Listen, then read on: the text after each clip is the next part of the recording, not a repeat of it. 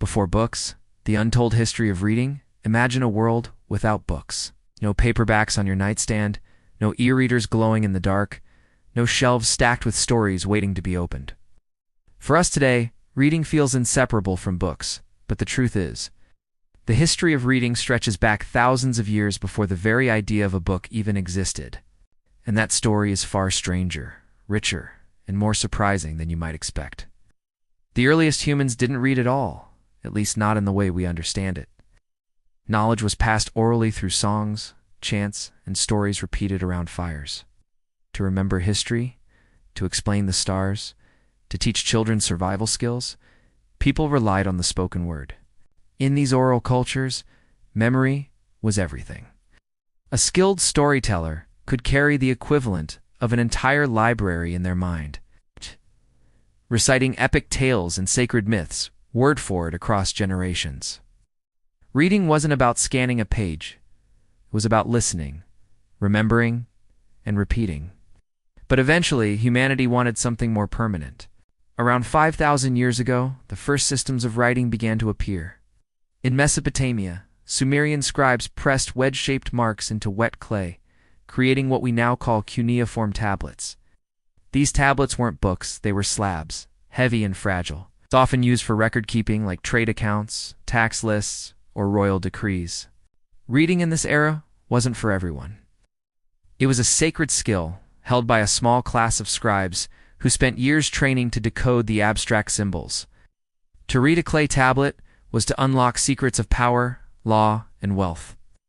Meanwhile, in ancient Egypt, hieroglyphs filled temple walls and tombs with vibrant inscriptions. Unlike books, these weren't portable stories, they were monumental messages meant to last for eternity. Priests and scribes read them not in private silence but aloud, often as part of rituals, breathing life into the carved symbols. Reading wasn't a solitary pastime. It was a communal and spiritual act woven into religion and ceremony. In China, oracle bones, turtle shells, and animal bones carved with questions to the gods became one of the earliest mediums of written communication. The cracks from the heat applied to the bones were read by diviners as messages from the spirit world. Here, reading wasn't about information or entertainment.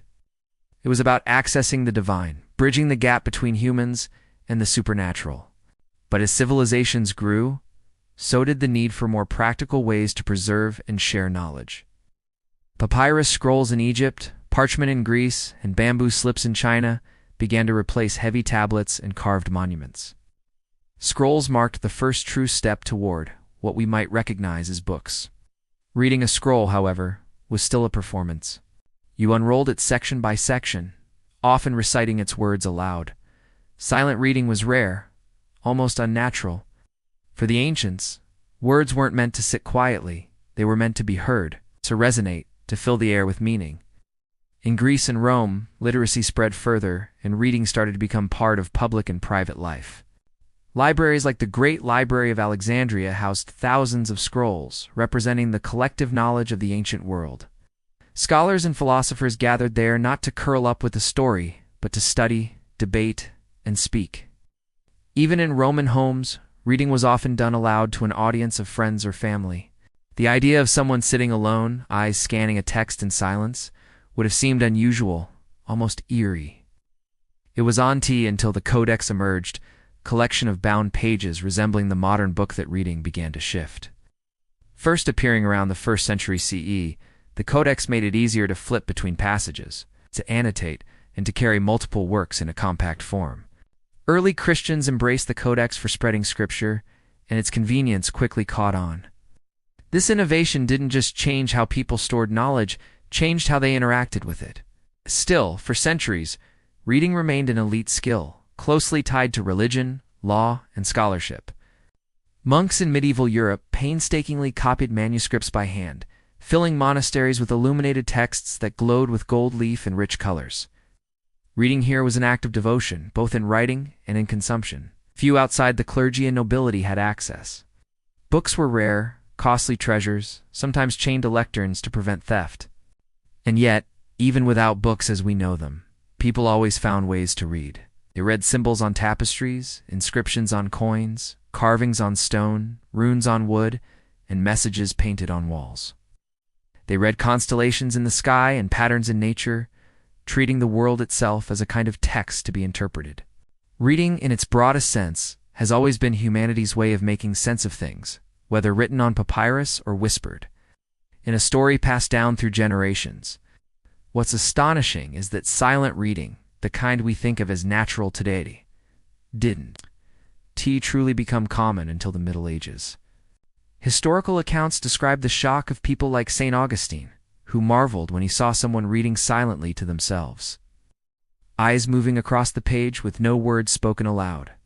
To his contemporaries, it seemed almost magical, as though the reader had discovered a secret way to commune directly with the text. The journey of reading before books, then, is a story of transformation.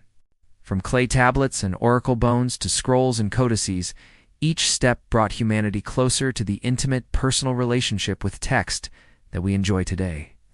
But it also reminds us that reading wasn't always about solitude and paper, was about connection to gods, to rulers, to communities, and to each other. So the next time you pick up a book or swipe through an e-reader, remember, you reholding the latest chapter in a history that began long before books were ever imagined? Reading has always been with us, but the way we do it has changed everything about who we are.